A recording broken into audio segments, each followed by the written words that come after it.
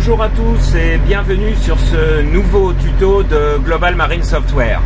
Alors aujourd'hui un petit peu de bruit de fond parce que je suis dans le bateau et nous allons faire une deuxième partie à cette VHF Standard Horizon dont je vous avais parlé la dernière fois, qui est la HX 870, qui a la particularité d'avoir l'appel sélectif numérique, ce qui est quand même assez rare pour une VHF portable. Et comme celle-ci a l'appel sélectif numérique, elle est munie d'un GPS. Donc je vous avais montré la dernière fois que l'on pouvait utiliser ce GPS pour envoyer des positions au logiciel de navigation ScanNav. Alors aujourd'hui, donc nous allons faire la même chose, mais en navigation. Alors j'ai programmé la VHF de manière un petit peu différente. Comme je vous l'avais expliqué la dernière fois, en allant dans le menu et dans le setup, nous pouvons régler les phrases NMEA qui sont envoyées via cette VHF portable. La dernière fois, nous nous étions mis en... Alors attendez que je retrouve le bon menu. Voilà, c'est les sorties NMEA. Donc la dernière fois, nous étions mis en GLL et GGA en format NMEA. Alors cette fois-ci, pour la présentation sur le bateau, on va changer, je vais me mettre sur un format RMC. Alors le format RMC, en fait je vais récupérer les positions comme le format GLL, sauf que je vais récupérer aussi la route fond et la vitesse fond. Donc des informations un peu plus complètes par rapport à ce que nous avions fait la dernière fois.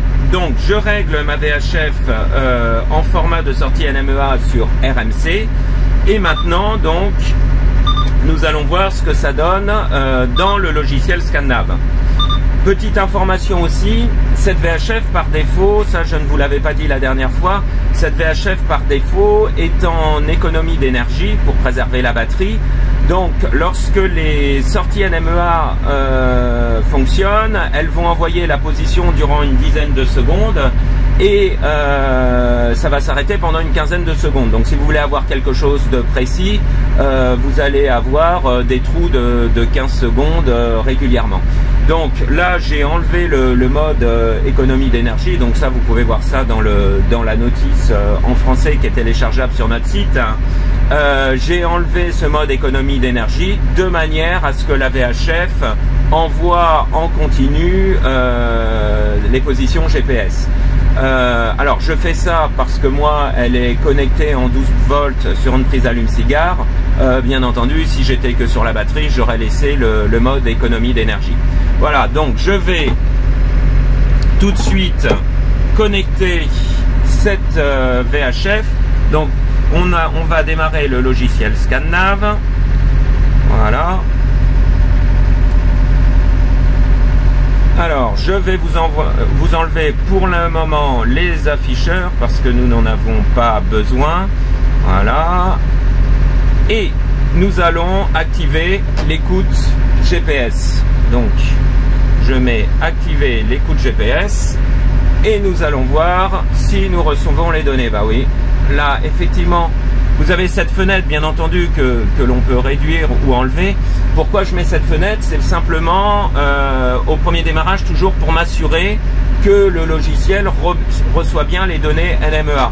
D'ailleurs, vous voyez que dans ces données NMEA, nous recevons des données RMC avec la position ainsi que la route fond et la vitesse fond qui sont transmis en NMEA 183.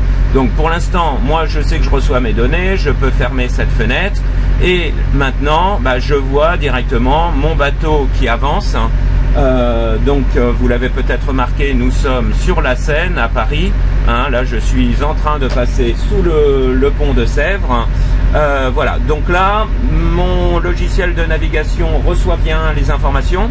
Alors vous remarquez aussi que le petit icône dans ScanNav est en vert, ce qui vous indique que vous recevez très bien les informations.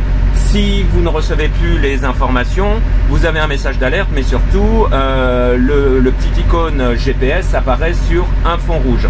Donc là, nous voyons bien le bateau qui se déplace sur la Seine et nous pouvons mettre également l'afficheur qui va nous donner maintenant ma vitesse, ma position et ainsi que ma route. Voilà. Donc là, je vois que ma VHF envoie correctement toutes les données qui m'intéressent. Bon, après, il ne faut pas en attendre plus de cette VHF parce que, bien entendu, j'ai de la position, la route, la vitesse fond. C'est ce qui me suffit. Si vous voulez avoir des informations de gyromètre, anémomètre, sondeur, etc., bah, bien entendu, il faudra brancher les capteurs qui vont avec. Voilà, donc c'était juste un petit complément d'information sur cette VHF et pour vous montrer qu'en navigation, ça fonctionne parfaitement. On peut le voir avec le petit bateau rouge qui avance directement sur la cartographie. Voilà, bah écoutez, je vous dis à très bientôt pour un nouvel essai ou un nouveau tuto sur Global Marine Software. À très bientôt, au revoir.